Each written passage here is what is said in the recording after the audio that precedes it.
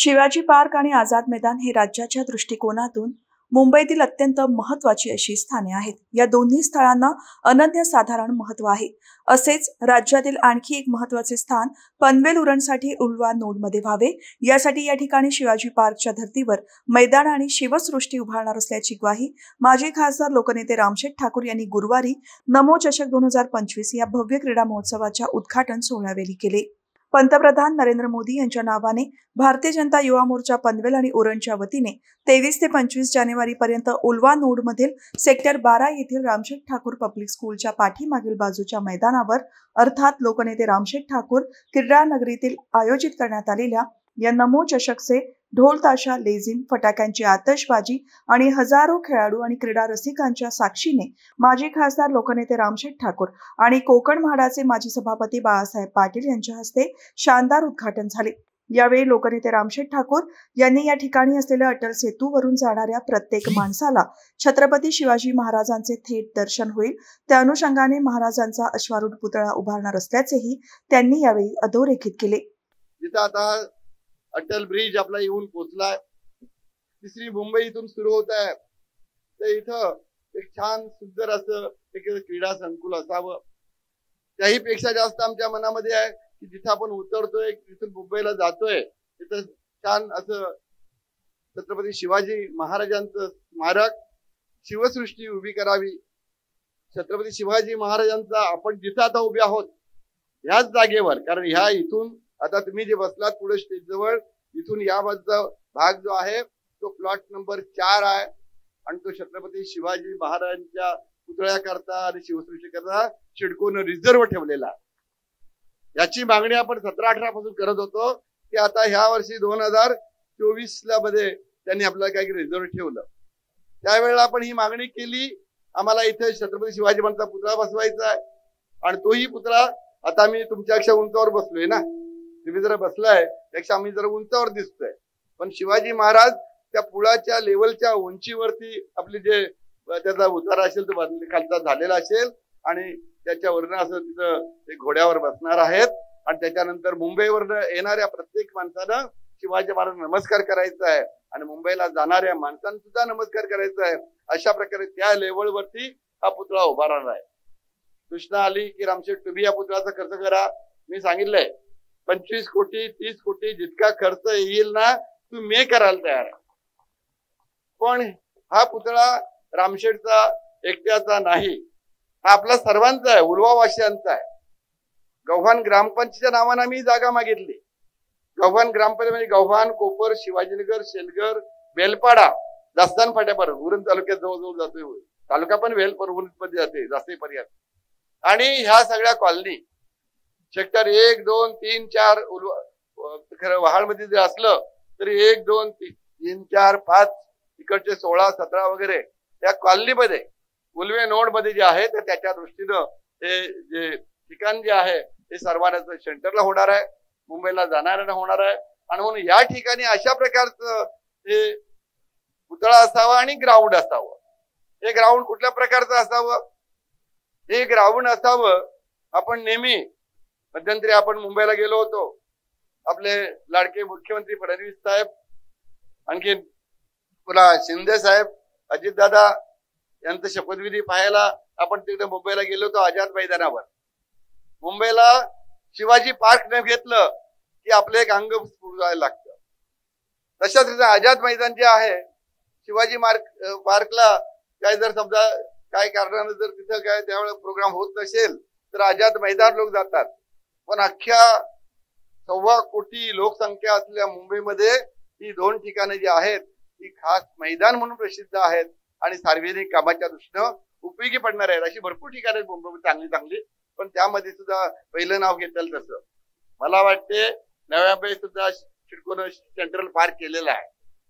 Central park केलं हे विशेषतः गार्डन सारखं प्रसिद्ध आहे, पण खेळाच्या दृष्टीनं सभासदांच्या दृष्टीनं आम्ही इथे एक धोरण ठेवलंय की हे मैदान जे आहे हे मैदान शिवाजी पार्कच्या धर्तीवर महाराष्ट्र सरकारचे जे रूल्स रेग्युलेशन आहेत त्यानं महाराष्ट्र सरकारने ठरवून दिलेले आहे की शिवाजी पार्क वरती 45 दिवस हे सार्वजनिक कार्यक्रम होते, जिथं शिवजयंती असेल, गणेशोत्सव असेल, आणखी सार्वजनिक सण असतील 45 दिवस 360-65 दिवसातले ते त्या करता असतील आणि बाकीच्या वेळेला मुलांना खेळायला असतील.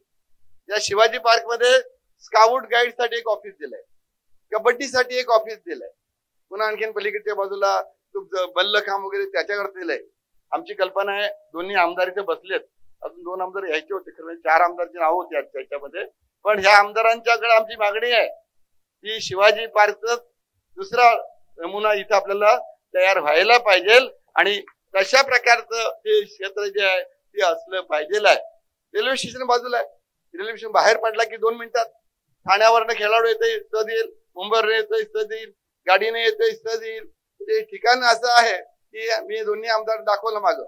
पहिल्यांदा त्यांना सांगितलं, त्यांना काही वाटलं नाही इतकं, पण ज्यावेळेस सांगितलं साहेब इकडे या, आले आणि पाहिलं तर हो हे करायला पाहिजे आपल्याला, म्हणजे त्याने मला सांगितलं करायला पाहिजे आणि त्यांनी त्यात पुढाकार घेतलाय. आमचं आता इथं मुलं खेळणार आहेत, पण जी लहान 2-3 वर्षाची मुलं असतील त्यांना चिल्ड्रन पार्क पाहिजे आहे.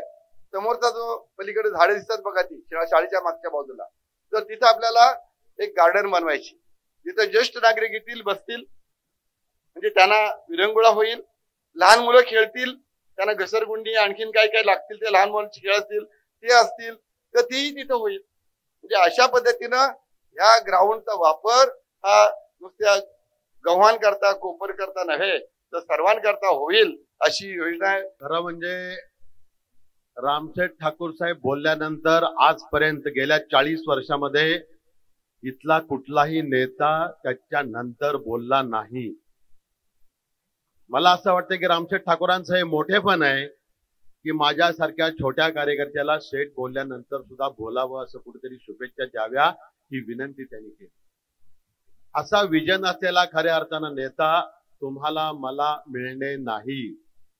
विजन ज्याला बोलतो, ज्यांना 20 वर्ष 25 वर्ष 50 वर्ष पुढचं दिसतं, असा विजन असलेला नेता म्हणजे रामशेठ ठाकूर.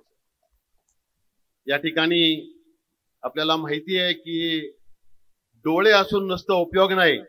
आपण एक इंग्लिश मध्ये म्हण आहे की eyes are useless when mind is blind.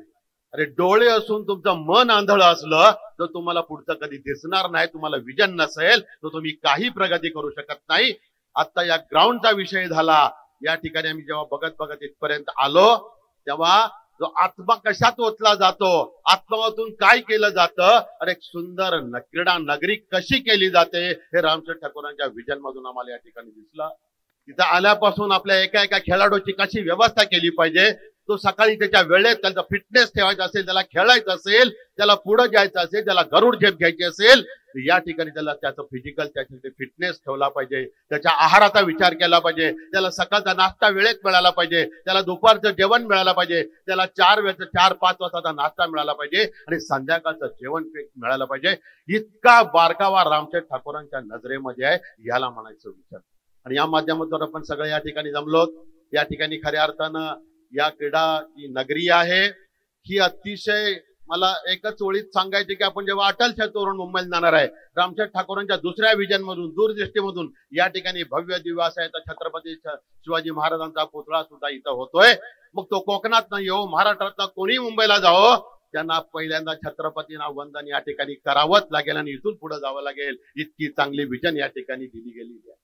यावेळी प्रमुख मान्यवर म्हणून पनवेल विधानसभा मतदारसंघाचे आमदार प्रशांत ठाकूर, उरण विधानसभा मतदारसंघाचे आमदार महेश बालदी, कोकण पदवीधर मतदारसंघाचे आमदार निरंजन डावखरे, भाजपचे उत्तर रायगड जिल्हाध्यक्ष अविनाश कोळी, पनवेल तालुका अध्यक्ष अरुण शेठ भगत, ज्येष्ठ नेते वायटी देशमुख, नमो चषकचे मुख्य आयोजक आणि पनवेल महानगरपालिकेचे माजी सभागृह नेते परेश ठाकूर, भाजपचे जिल्हा उपाध्यक्ष जयंत पगडे, उरण तालुका अध्यक्ष रवी भोईर, शहर अध्यक्ष कौशिक शहा, पनवेल शहर अध्यक्ष अनिल भगत, माजी महापौर डॉक्टर कविता चौतमल, माजी उपमहापौर चारुशीला घरत, दीपक अहुजा, माजी नगराध्यक्ष संदीप पाटील, TIPLचे संचालक अमोक ठाकूर, तालुका क्रीडा अधिकारी मानकर, तालुका गटशिक्षण अधिकारी सीताराम मोहिते, उरण गटशिक्षण अधिकारी प्रियांका पाटील, शिक्षण अभियंता अभिजित मटकर, खारघर अध्यक्ष प्रवीण पाटील, तालुका सरचिटणीस भूपेंद्र पाटील, जिल्हा चिटणीस चंद्रकांत घरत, अमरीश मोकल, माजी पंचायत समिती सदस्य रत्नप्रभा घरत, जिल्हा परिषदेचे माजी सदस्य अमित जाधव, जीवन गावण, कामगार नेते सुरेश पाटील, सुधीर घरत, महिला मोर्चाच्या शहर अध्यक्ष राजश्री वावेकर, तालुका अध्यक्षा कमला देशेकर, माजी नगरसेवक डॉक्टर अरुण कुमार भगत, ॲडव्होकेट मनोज भुजबळ, विकास खरत, तेजस कानपळे, माजी नगरसेविका कल्पना ठाकूर, नीता माळी, वर्षा नाईक, वृषाली वाघमारे, मोनिका महानवर, नावे सरपंच विजेंद्र पाटील, विश्वनाथ कोळी, जयवंत देशमुख, डॉक्टर संतोष आगलावे, युवा मोर्चाचे तालुका अध्यक्ष आनंद ढवळे, उल्वे नोड अध्यक्ष अमर म्हात्रे, उल्वे 1 अध्यक्ष निलेश खारकर, उल्वे 2 अध्यक्ष विजय खरत, युवा मोर्चाचे जिल्हाध्यक्ष मयुरेश नेतकर, क्रीडा प्रशिक्षक विनोद नाईक, दिनेश खानावकर, योगिता भगत, सुधीर ठाकूर, धीरज ओवळेकर, तेजस जाधव, वितेश म्हात्रे, गौरव नाईक, गौरव कानपळे, नितेश पाटील यांच्यासह स्थानिक स्वराज्य संस्थेचे लोकप्रतिनिधी यांच्यासह इतर पदाधिकारी उपस्थित होते.